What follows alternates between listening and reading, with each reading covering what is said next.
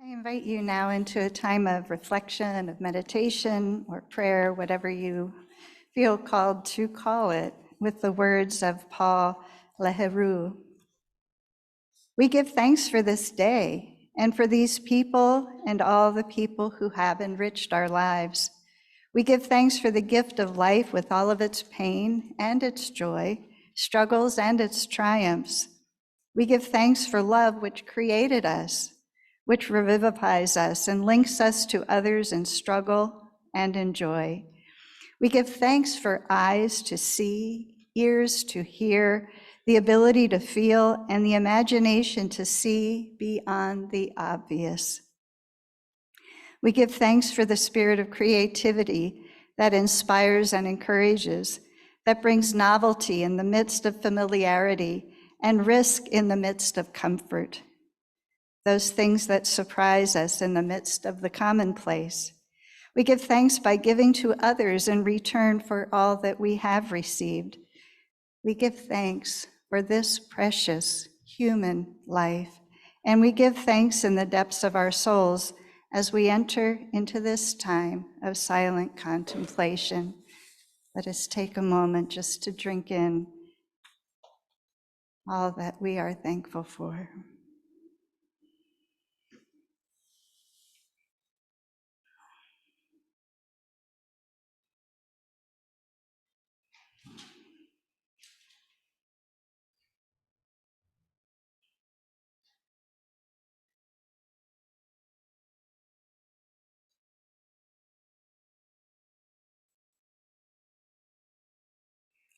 And now you're invited to enjoy our wonderful song leaders as we sing Spirit of Life. It's hymn 123 in the gray hymnal.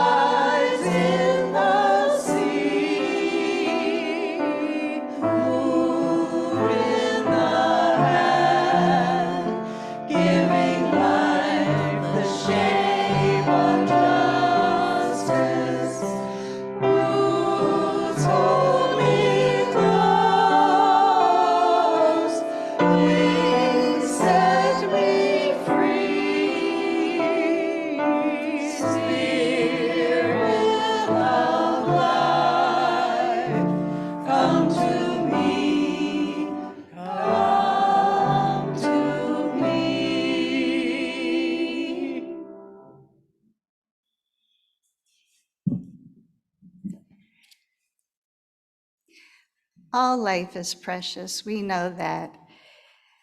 In the Buddhist tradition, they speak particularly about the improbability that we end up being human beings. And there's a reflection here by Khandra Rinpoche. She'll give a short, little more in-depth talk about the concept of the Buddhist idea of a precious human life. So it'll be on the video screen in a moment.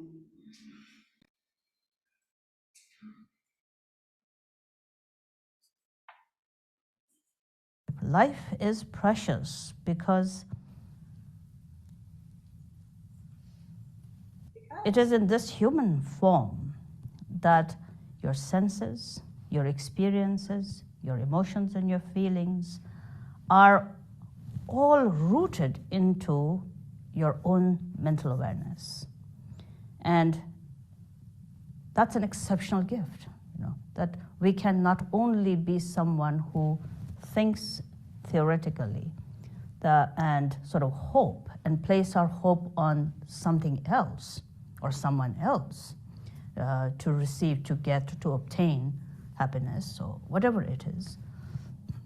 But that ability of making things happen, making happiness happen, making kindness happen, making goodness happen, making this moment really happy and joyful and constructive is a potential that we all have as a human being.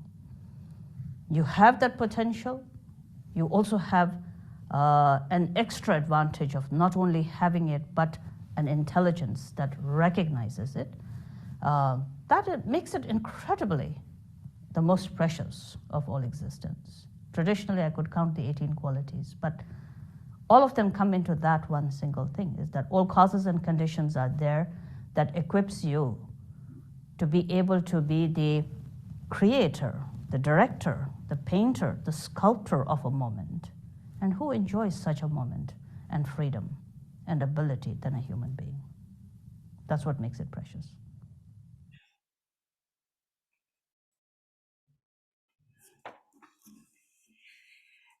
It's so good to be with all of you. And today we are blessed to gather in this community once again. We've brought, as Sally said earlier, our busy selves, our joyful selves, perhaps our brokenhearted selves to this place because we hunger. And we hunger for things that we cannot always identify, but we come here hoping to have that hunger filled. William Swing said, "There is a hunger beyond food that is expressed in food, and that is why feeding is always a kind of a miracle. It speaks to those bigger desires." Today, as we're gathered, we're seeking a means to satisfy this deeper hunger, and you will be invited to take part in a ritual, a communion. And I know that the concept of communion can be a charged one. In its simplest form, communion is an act of sharing. It's a sharing of ourselves, intimate thoughts, feelings, and particularly those things that we hold and consider with a spiritual perspective. So I'm going to just ask you to take a moment or two to think about what that might mean to you.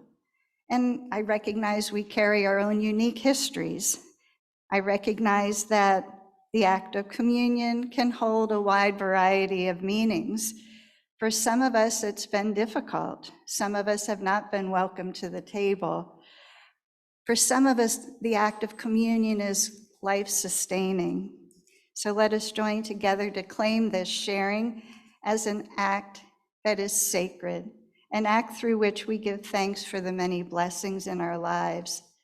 And as we break bread together in a moment, let us proclaim that, yes, indeed, we are all welcome at this table.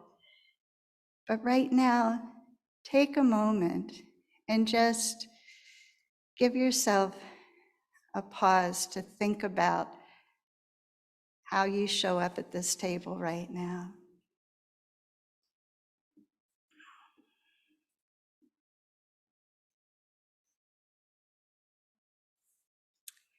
So you're going to be invited to come to the front of the room, perhaps through the center aisle, since things are a little crowded on the side here.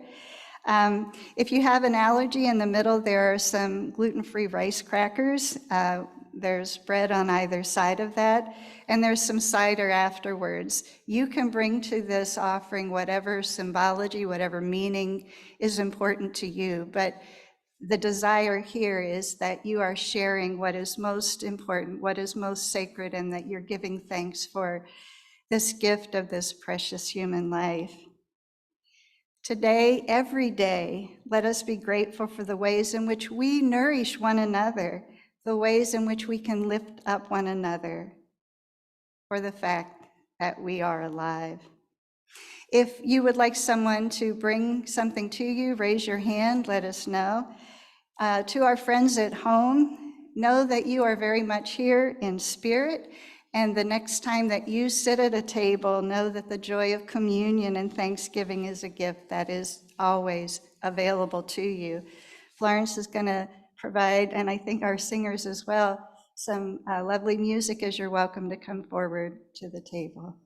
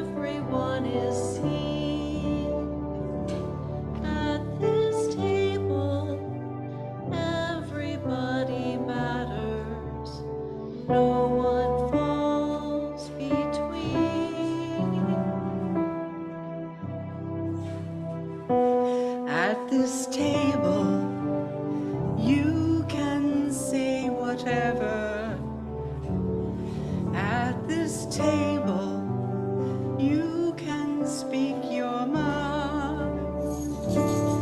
At this table, everything's forgiven. There's enough for everyone.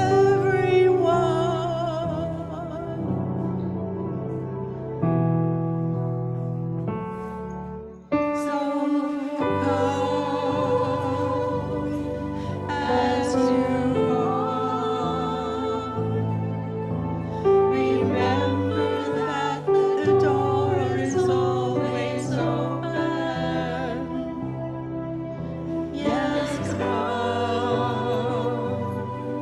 as you are. The perfect gift that you could bring is your heart.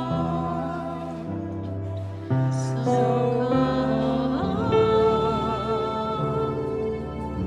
come as you are. At this table, there will be no judgment. At this table, mercy has a seat. At this table, we're all sons and daughters. There's no place we'd rather be.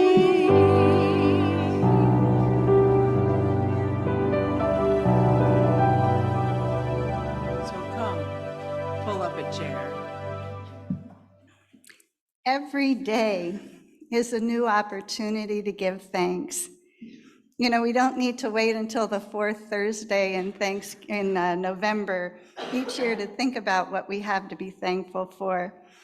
But here in the United States, we've kind of gotten accustomed to setting up that as the special time to do so. You know, when we're asked what we're thankful for, many of us are going to say for friends, for family, for having food, a place to live. Some of us might be thankful that our favorite football team is doing well this year. I don't know.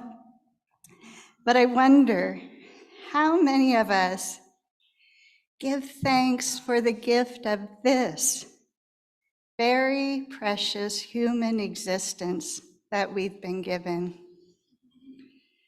You know, there are about 8 billion human beings inhabiting the planet, so it might be easy to think that human life is not a rarity at all. And I did a little bit of research and found that the odds of getting pregnant and carrying a baby to term are about 11% overall. There's all kinds of things that impact the delivery of a healthy child, all kinds of things that can happen during those months of gestation.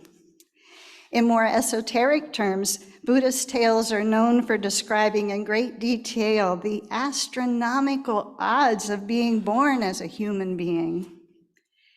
You know, and once we're born, think about all of the challenges that remain.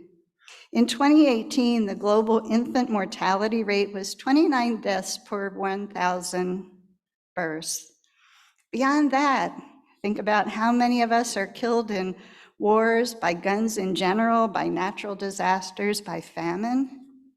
So, you know, while there's a lot of us calling this place home, the likelihood that you and I exist at all and are here now is really a miracle.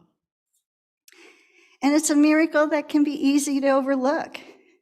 We can see over and over what the world looks like when humankind engages in such oversight. Our hearts break again and again as we bear witness to the dismissal of such a precious gift. While there are unfortunately so many places around the world, near and far, where we see this dismissal play out, the current situation in the Middle East is among the most heartbreaking. Because of the historic complexities and the abject brutality that is playing out now, it's difficult to know how to respond. I'm going to offer some words from Sacred, This stands for the Spiritual Alliance of Communities for Reproductive Dignity. These words resonated with me, and I hope they also speak to you. We want a world where all Israelis and Jews are able to parent the children they have in safe and sustainable communities free from violence. Full stop. We want a world where Palestinians of all faiths and people of the Muslim and Arab diaspora are able to parent the children they have in safe and sustainable communities free from violence. Full stop. We believe that all people are created in a divine image and are each deserving of safety and dignity. We grieve with our Palestinian, Israeli, Jewish, Muslim, Christian, Arab, and others directly impacted kin in and connected to the region known as Palestine and Israel. We grieve the impact of systemic oppression that fuels anti-Jewish and anti-Muslim political actions, perpetrates scarcity and seeds conditions where many turn to violence as a means of preserving their own communities. We mourn this ongoing loss of life while knowing that this violence, along with its intergenerational trauma, is rooted in dominance and fear over abundance and mutuality. We grieve the spike in anti-Jewish incidents occurring in the United States and around the world. We denounce anti-Semitism. We denounce Islamophobia wherever these evils appear. We do not have the answers for further policy, but we do have to approach things from the wisdom that tells us that violence has gotten us here and will not move anyone forward in a positive way. We do have great heart for our people and deep care for our beloved community. As we have listened to those directly impacted and held space for them, what has become clear is the need for us to turn toward each other when turning away and doubling down on our factions would be easier. Now is the time to lean into the strength of being a diverse community and to be courageous enough to be with the complexities that this moment is calling us to. Let us take a moment right now to hold this prayer of mutuality in our hearts. Let us pray for strength and courage to be with all the complexities and that these unfolding moments call us to. However you pray, offer yours now if you are able.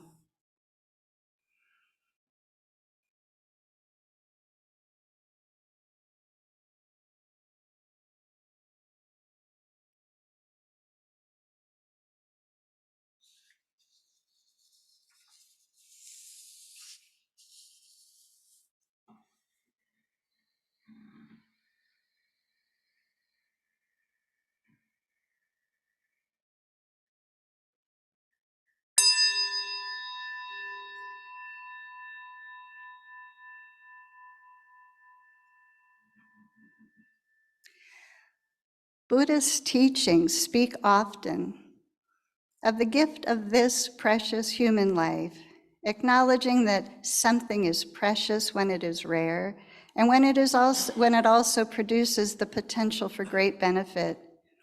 And so it is with these lives that we have been given, these precious human lives. It seems to me that we are simultaneously cavalier and fearful of this life we are given. On one hand, we can often think, especially when we're young, that we will live forever. On the other hand, I have seen and felt for myself the fear of having life slip away far too quickly. We engaged in a ritual of communion, a ritual that invited us to share a moment with each other, a ritual that invites us to consider those deeper hungers we hold, which we seek to satisfy by joining together. So I'm going to invite you now to again take some time, a few moments, to deeply consider your own life and how very precious it is. You may have many worries, you may have many challenges, your health may not be what you want it to be, your financial security may be challenged, you may not feel as connected to others as you would like. Yes, all of that can be true, but do your best to set those worries aside and think about how fortunate it is that you have woken up today. Think about the potential that you have by virtue of free will to be self-aware, to make choices in each moment. You, my friends, have the capacity, the potential to be the creator, the sculptor, the painter, the director of your moments. Regardless of what is going on in the world, you can choose kindness. You can choose actions to benefit others. You have the potential to awaken to the real meaning of what the essence of life truly is. You have the potential to understand the causes of suffering and to consider how to address suffering, your own, as well as that of others. So now take some moments to sink into the luxuriousness of silence, to consider the gift of your own most precious human life.